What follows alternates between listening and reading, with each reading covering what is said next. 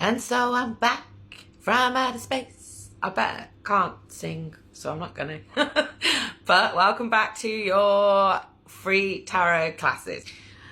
I think I've had too much coffee today. Anyway, we are on to card number 3 of the major arcana, which is the Empress. How beautiful is that card? There we go.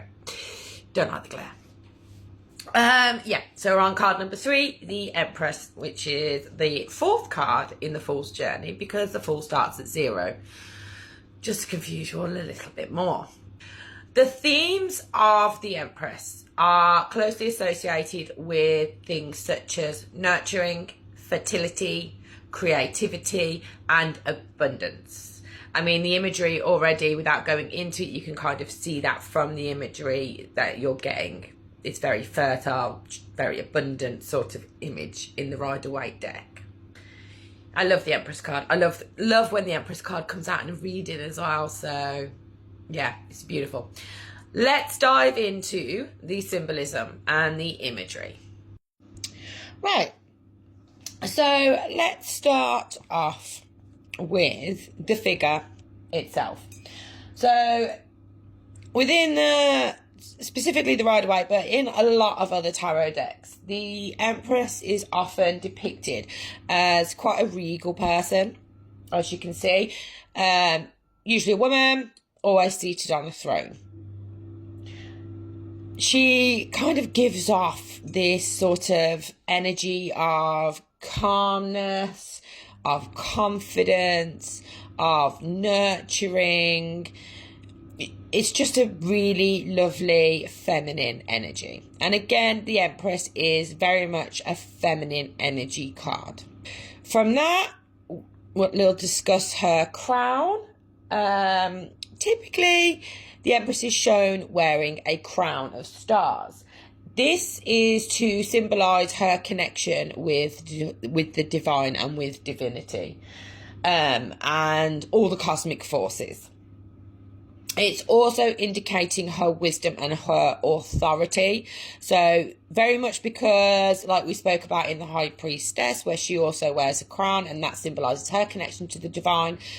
That was also a very feminine energy card. The Empress is a very feminine energy card, and being within your feminine energy, you are very much more connected to the divine, to divinity, to cosmic energy, because you're very much in your receptive energy, you're very much in your intuitive energy, you're not in your masculine go get them energy. In her hand, you'll see that she's holding a scepter. And the scepter's there to represent her dominion and her power over the natural world. And kind of her role as a nurturer and a protector. She is, you could class, the ultimate mother figure, the Empress is, within the major arcana. Next off, she is sat on a throne. The thrones are usually adorned with the symbols of Venus, which is that symbol there. The reason the Venus symbol is usually on the throne or visible within the card is this emphasizes her connection to love, to beauty, to fertility, all those beautiful things that the planet Venus itself is connected to. And then lastly, you'll see that she sat in a very abundant... Oh, no, not lastly, there's one more thing. But you'll see that she sat in a very abundant sort of landscape. It's very lush. There's lots of plants growing and there's water flowing and there's crops growing.